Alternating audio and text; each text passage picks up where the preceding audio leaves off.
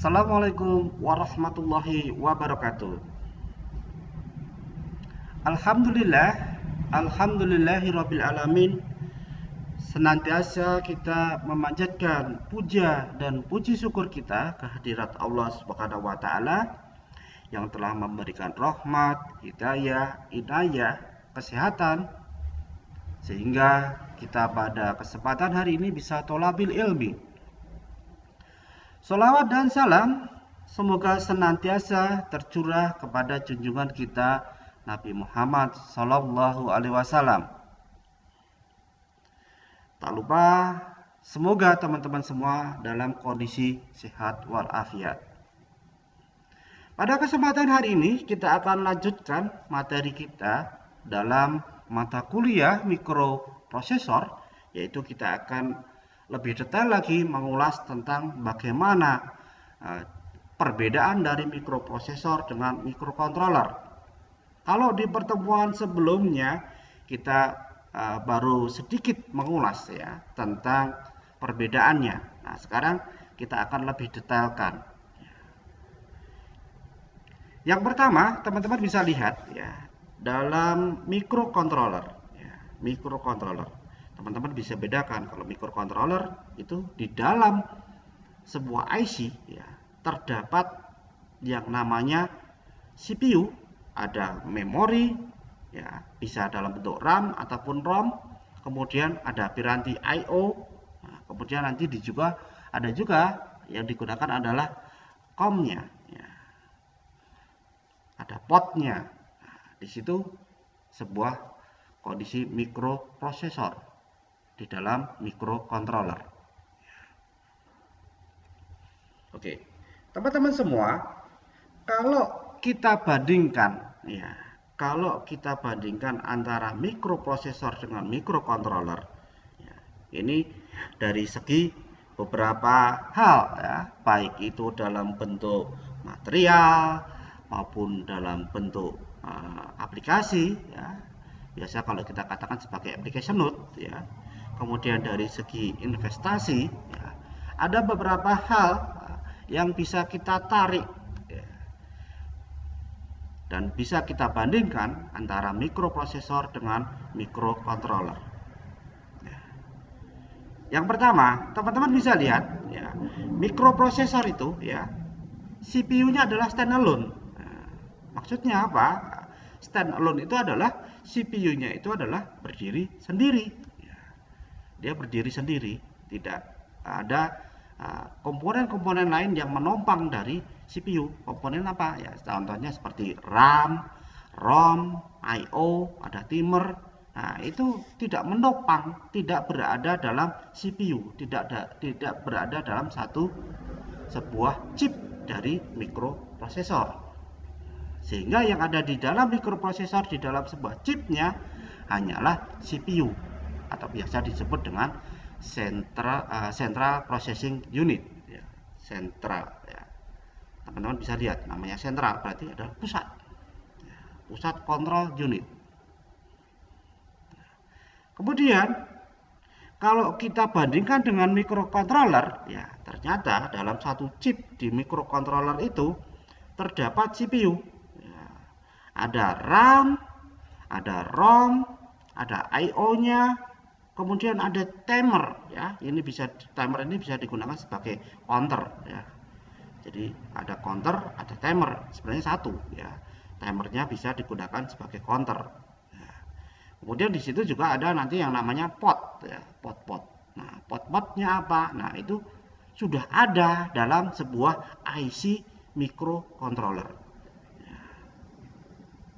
Mungkin teman-teman masih bingung ya, mikrokontroler dengan mikroprosesor ya. Contohnya dari mikroprosesor kemarin sudah ada seperti Pentium 1, 8080, 8008. Nah, itu adalah tipe-tipe dari mikroprosesor. Sedangkan kalau mikrokontroler, contohnya saja teman-teman kalau menggunakan Arduino ya, Arduino.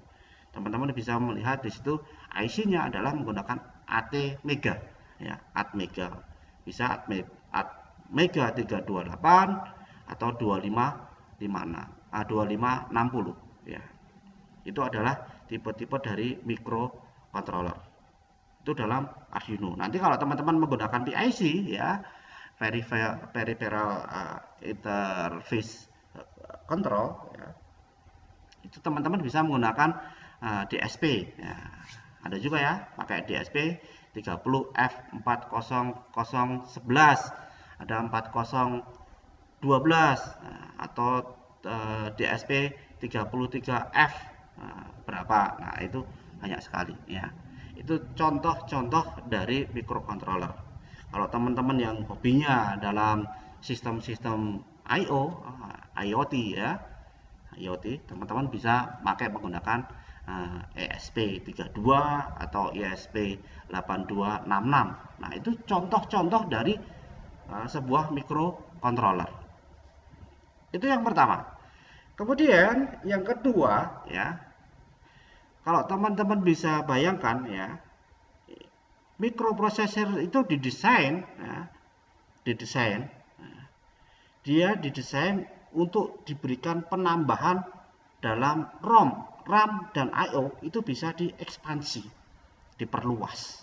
Maka di sini dikatakan sebagai desain decide on the amount of RAM and I/O ports. Nah, itu artinya bahwa ROM, RAM dan I/O-nya itu bisa diekspansi, bisa diperluas. Artinya diperluas itu diperbanyak ya. ROM-nya yang tadinya hanya sekitar misalkan 40 kilobyte bisa ditambah, diekspansi ya, di-upgrade menjadi misalkan 200 kilobyte. Nah, itu bisa ya. Itu di RAM, ROM maupun I/O-nya. I/O-nya bisa ditambah. I/O-nya yang inputnya misalkan hanya 8 bisa dinaikkan jadi 16. Outputnya yang 20 bisa dinaikkan menjadi 60. Nah, itu adalah ekspansi ya. Ekspansi yang bisa dilakukan pada mikroprosesor. Namun, kalau kita menggunakan microcontroller itu tidak bisa, teman-teman. Ya, tidak bisa. Karena apa? Di dalam satu IC hanya terdapat ROM, RAM dan I/O yang sudah fix. Fix itu apa? Artinya dia tidak bisa dirubah lagi, tidak bisa diekspansi lagi. Di-upgrade sudah tidak bisa. Karena dia di dalam sebuah IC. Ya, IC. Jadi, kalau dia sudah fix dalam sebuah IC, misalkan dia ROM-nya hanya misalkan 1 kilobyte, ya tidak bisa dinaikkan lagi. Ya, maksimal hanya 1 kilobyte saja. RAM-nya misalkan 200 kilobyte, ya, hanya maksimal itu aja, tidak bisa. Mau dinaikkan menjadi lebih besar lagi, 500, 600, tidak bisa. I/O yang jumlahnya hanya 8, mau dinaikkan jadi 10, tidak bisa. Jadi kalau mau menaikkan bagaimana caranya? Ya, terpaksa kalau microcontroller itu harus ganti chip. Ya, kalau microcontroller modelnya seperti itu. Karena apa? Di dalam microcontroller ROM, RAM dan I/O port-nya sudah fix, tidak bisa dirubah-rubah lagi. Ya, itu yang kedua. Kemudian yang ketiga, ekspansif. Maksudnya adalah dia bisa dipakai ya, ekspansif sama versatility itu hampir sama ya. Ekspansif dia mau diaplikasikan kemana-mana itu bisa ya. Kemudian kalau microcontroller ya, untuk aplikasinya dia berdasarkan dari cost, power dan space critical. Artinya dia hanya maksimum di sistem-sistem tertentu saja, tidak bisa di sistem-sistem yang lain, tidak bisa ya. Kemudian yang keempat ya, general purpose ya, general purpose artinya dia bisa ya, bisa dipakai pada kondisi controller apa saja. Model controller yang bisa menggunakan misalkan kita pakai di sistem komputer yang lain, nah, itu bisa. Tapi kalau pada microcontroller tidak bisa, dia hanya satu kegunaan saja. Artinya di sini mikroprosesor itu bisa digunakan sebagai masternya. Ya, kalau kondisi master slave, nah, mikroprosesor sebagai masternya. Tapi kalau microcontroller dia hanya bisa digunakan sebagai slave-nya saja. Nah, ini sistem-sistem kalau kita menggunakan sistem komunikasi, ya, sistem komunikasi. Jadi kalau komunikasinya menggunakan master dan slave, nah masternya adalah mikroprosesor, slave-nya adalah menggunakan microcontroller. Nah, itu yang bisa dilakukan. Nah, jadi di sini sangat berbeda, ya, berbeda sekali.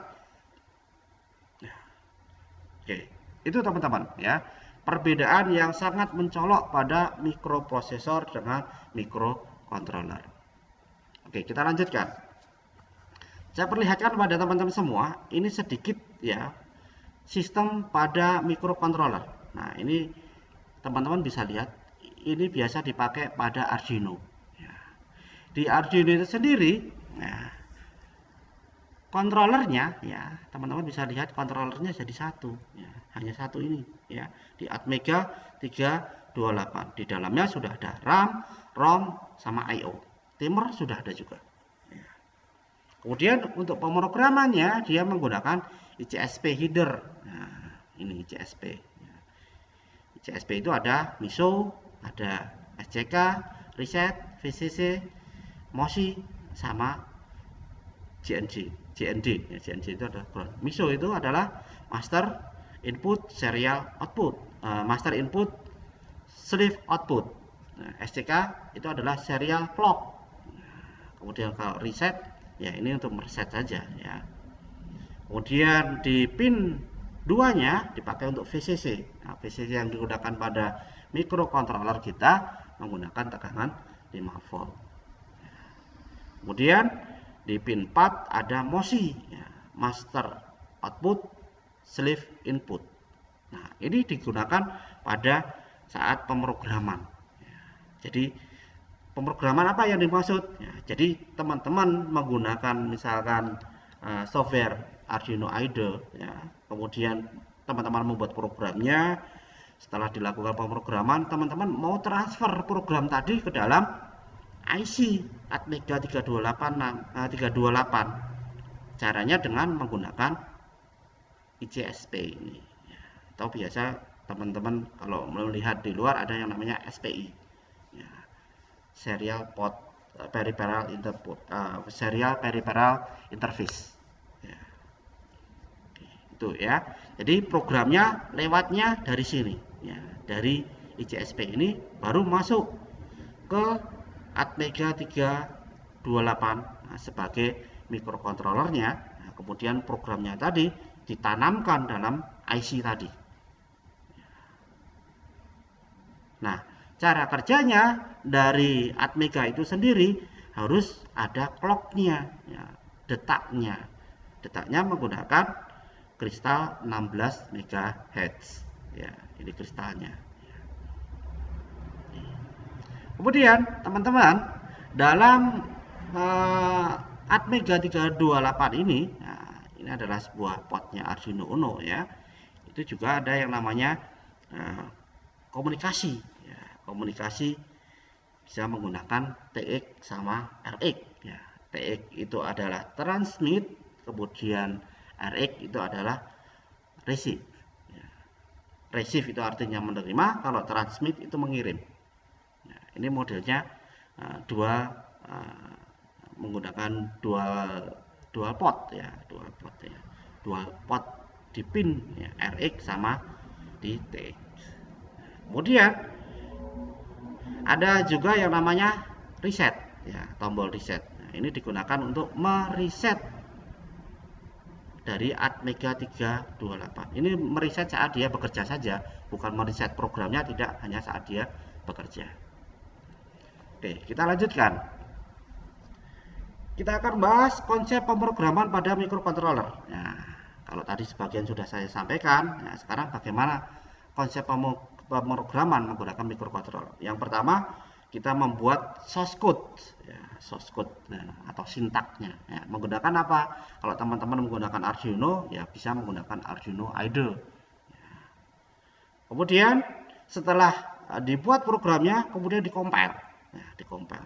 Compile itu apa? Nah, ini untuk membuat yang tadinya dalam bentuk program menjadi file dalam extension ASM. ASM itu adalah assembly. Ya, assembly. Kemudian setelah dikompil itu akan ditransfer ya, menggunakan proses link. Ya, proses linknya pakai apa? Nah, biasanya kalau sudah ada di dalam kalau menggunakan Atmega ya, Atmega itu menggunakan yang namanya downloader. Tapi karena kita menggunakan USB, maka tidak perlu menggunakan downloader, tapi langsung kita menggunakan proses link. Nah, proses link ini nanti akan memasukkan ya, file dalam bentuk hexa ke dalam microcontroller. Jadi yang bisa ditanamkan filenya ya, dalam microcontroller itu adalah file-file dalam bentuk hexa. Selain file hexa tidak akan bisa ditanamkan ke dalam microcontroller. Jadi teman-teman harus merubah ya dari bentuknya program menjadi file assembler, assembler dirubah ke dalam bentuk hexa. Itu adalah prosesnya. Oke, ini yang seperti saya sampaikan tadi, proses downloadnya ya pakai mikroprosesor. Ya, kalau menggunakan microcontroller ya itu adalah file hexa, ya, file hexa yang ditransfer ke dalam IC-nya. Nah, prosesnya transfer ada 3. Ya, yang pertama bisa menggunakan paralel, nah, kemudian yang kedua menggunakan serial atau SPI, nah, kemudian yang ketiga adalah UART, ya, asynchronous, ya, asynchronous receive and transmit. Nah, itu 3 ini yang biasa dipakai dalam pemrograman. Oke, sebagai fawaid pertemuan kita ya, teman-teman tetap semangat, jangan putus asa karena ada kabar gembira bagi para penuntut ilmu ya. Rasulullah Shallallahu alaihi wasallam bersabda ya, barang siapa menempuh suatu jalan untuk menuntut ilmu atau agama Allah, artinya di sini adalah ilmunya adalah ilmu syar'i ya. Allah akan memudahkan baginya jalan menuju surga. Ini adalah salah satu fawaid, kabar gembira bagi para penuntut ilmu. Oke teman-teman, saya rasa cukup sekian yang dapat saya sampaikan pada teman-teman semua. Semoga bermanfaat. Billahi taufik wal hidayah. Assalamualaikum warahmatullahi wabarakatuh.